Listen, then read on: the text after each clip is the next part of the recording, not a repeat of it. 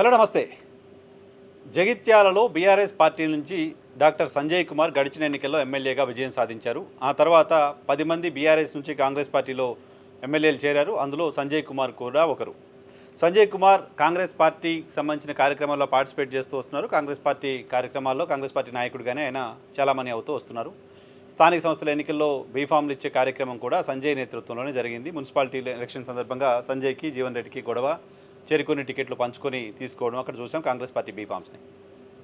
అయితే జీవన్ రెడ్డి మిగతా అన్ని నియోజకవర్గాల్లో పార్టీలో చేరిన బీఆర్ఎస్ ఎమ్మెల్యేలు పార్టీలో చేరిన దగ్గర కూడా కాంగ్రెస్ పార్టీకి సంబంధించిన నాయకుల నుంచి అసంతృప్తి ఉన్నప్పటికీ జీవన్ రెడ్డి దగ్గర అది ఇంకా ఎక్కువగా కనపడింది. జీవన్ రెడ్డి, నేను కాంగ్రెస్ పార్టీ సిద్ధాంతం కోసం దశాబ్దాలుగా పనిచేస్తున్నాను, వేరే పార్టీ నుంచి గెలిచిన వ్యక్తిని తీసుకొచ్చి మొత్తం పెత్తనం ఆయనకు అప్పచెప్పి నియోజకవర్గంలో కాంగ్రెస్ పార్టీ నాయకుడిగా ఆయన్ని చలామణి చేస్తే మా పరిస్థితి ఏంటి, కాంగ్రెస్ పార్టీ జెండా మోసిన కార్యకర్తల పరిస్థితి ఏంటి అంటూ ఆయన ఆవేదన వ్యక్తం చేస్తూ వస్తున్నారు చాలా సందర్భాలుగా.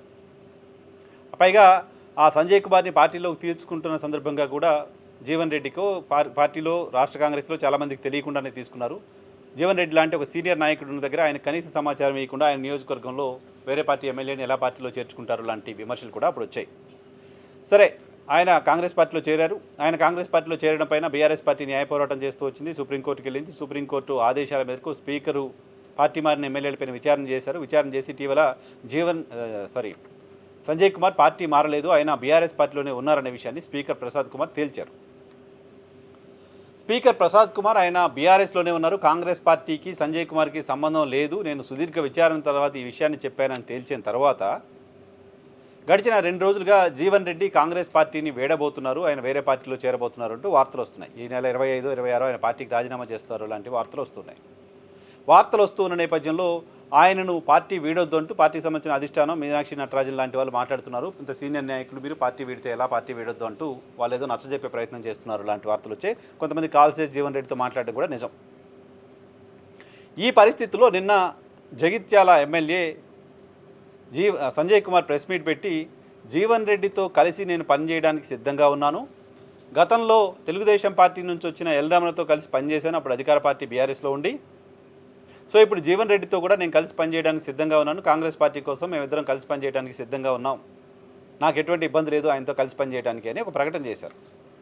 ఆ ప్రకటన చూసినప్పుడు సంజయ్ కుమార్ చాలా ఉదాత్తంగా ఇన్విటేషన్ ఇచ్చారు జీవన్ రెడ్డి గారికి కలిసి పనిచేయడానికి అని అనిపించింది. కానీ ఈరోజు జీవన్ రెడ్డి ప్రెస్ మీట్ పెట్టారు. జీవన్ రెడ్డి ప్రెస్ కాన్ఫరెన్స్ పెట్టి సంజయ్ని ఇరికించారు, స్పీకర్ని ఇరికించారు, కాంగ్రెస్ పార్టీకి కూడా ఇబ్బందికర పరిస్థితిని కల్పించారు. ఏం మాట్లాడారు జీవన్ రెడ్డి?